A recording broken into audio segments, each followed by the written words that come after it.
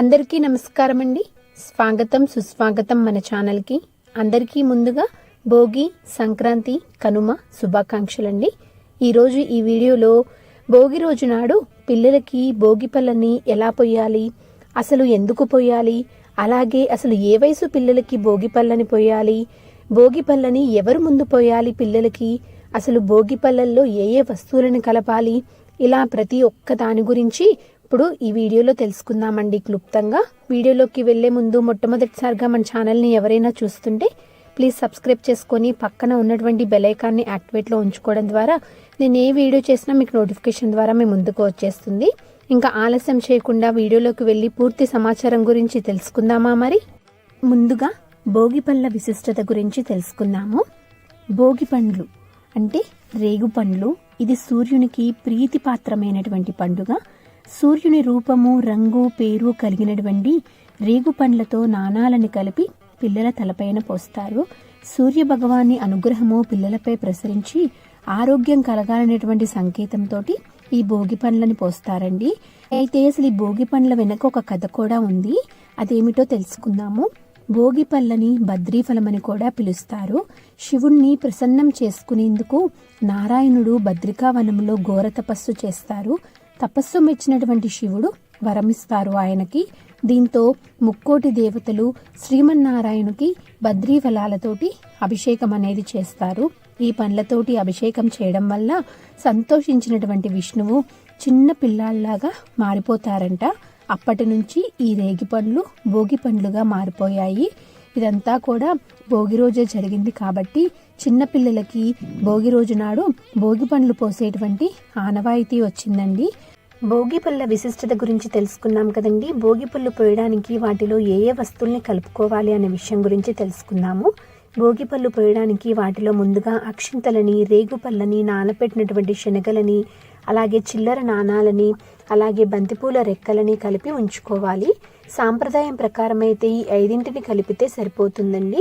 ఒకవేళ మీ ఇంటికి ఉన్న ఆచారం ప్రకారము మీకు ఇంకేమైనా కావాలి అనుకుంటే వేరే వస్తువుల్ని కూడా కలుపుకోవచ్చు. కొందరు చెరుకుగడ ముక్కల్ని కలుపుతూ ఉంటారు, అలాగే చాక్లెట్స్ని కూడా కలుపుతూ ఉంటారండి. అలా కావాలి అనుకుంటే కనుక కలుపుకోవచ్చు, లేకపోతే ఈ 5 వస్తువులు సరిపోతాయండి సాంప్రదాయం ప్రకారం చూసుకుంటే కనుక. ఇప్పుడు భోగి పళ్ళని ఎలా పొయ్యాలి, ఎవరికి పొయ్యాలి, అలాగే అసలు ఎవరు ముందు పొయ్యాలి పిల్లలకి భోగి పళ్ళని, పోసినటువంటి భోగి పళ్ళని ఏమి చేయాలి అనే విషయాల గురించి తెలుసుకుందాము. ముందుగా పూజా మందిరంలో దీపారాధన చేసి ఆ తర్వాత మీ దగ్గర ఉంటే కనుక చిన్ని కృష్ణయ్య విగ్రహంకి భోగి పళ్ళనేది పోసి నైవేద్యం పెట్టి ఆ తర్వాత మీరు ఎవరికి పోస్తున్నారో వారికి చక్కగా స్నానం అనేది చేయించి కొత్త బట్టలు ధరించి వారిని చక్కగా అలంకరించి, వారు అంటే పిల్లవాడు కానీ లేదా అమ్మాయి కానీ, అంటే అబ్బాయికి పోస్తే అబ్బాయికి కానీ లేదా అమ్మాయికి కానీ వారిని ఒక స్టూల్ మీద కూర్చోపెట్టి వారికి చక్కగా కుంకుమ బొట్టు పెట్టి మంగళహారతి అనేది ఇచ్చి, ఇప్పుడు ముందుగా కన్న తల్లిదండ్రులు మాత్రమే పిల్లలకి భోగి పళ్ళు అనేది పొయ్యాలండి. ముందుగా కన్న తల్లిదండ్రులు పోసిన తర్వాతే అప్పుడు కుటుంబ సభ్యులు కానీ అమ్మమ్మ, తాతయ్యలు, బంధుమిత్రులు, చుట్టుపక్కల ఉన్నవారు ఎవరైనా పొయ్యొచ్చు. ముందుగా మాత్రం కన్న తల్లిదండ్రులే పొయ్యాలి. అయితే ఏ విధంగా పొయ్యాలి అనే విషయం గురించి తెలుసుకుందాము. ముందుగా గుప్పెట నిండా భోగి పళ్ళని తీసుకొని 3 సార్లు వారి తలభాగం మీద నుంచి వారికి భోగి పళ్ళు అనేది పొయ్యాలి. తలపై భాగంలో బ్రహ్మరంధ్రం ఉంటుంది అని భోగి పండ్లని పోసి దాన్ని ప్రేరేపితం చేస్తే పిల్లల్లో జ్ఞానం పెరుగుతుంది అని ఒక నమ్మకము.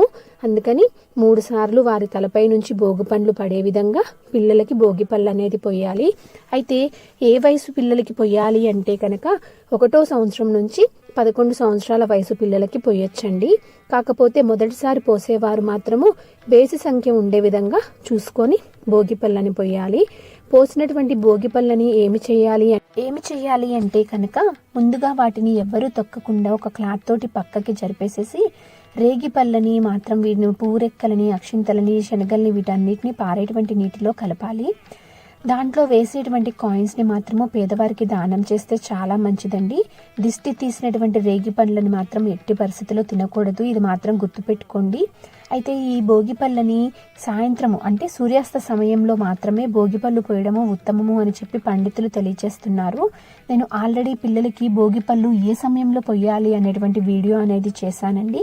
దాని లింక్ అనేది డిస్క్రిప్షన్లో ఇస్తాను. సమయం కావాలి అనుకునేవారు ఒక్కసారి వెళ్ళి వాచ్ చేయొచ్చు. అయితే ఇలా అందరి చేత పిల్లలకి భోగిపళ్ళు పోయించడం అయిపోయిన తర్వాత వారికి అక్షింతలు అనేది వేసి హారతి అనేది ఇవ్వాలి. అయితే మనకి ఎవరైనా ఇంటికి వస్తే కనుక వారికి తాంబూలం అనేది కూడా ఇచ్చి పంపించడం చాలా మంచిదండి. పిల్లల్ని కూడా పిలుస్తూ ఉంటాం కదా, వారికి చాక్లెట్స్ని, అలాగే వారు ఆనందపడేలాగా, వారి ఆనందం పడేలాగా వారికి ఇష్టమైనటువంటి వస్తువుల్ని వారికి ఇస్తే చాలా మంచిది. అయితే ఈ భోగి పళ్ళని కొంతమందికి అనుమానం వస్తూ ఉంటుందండి.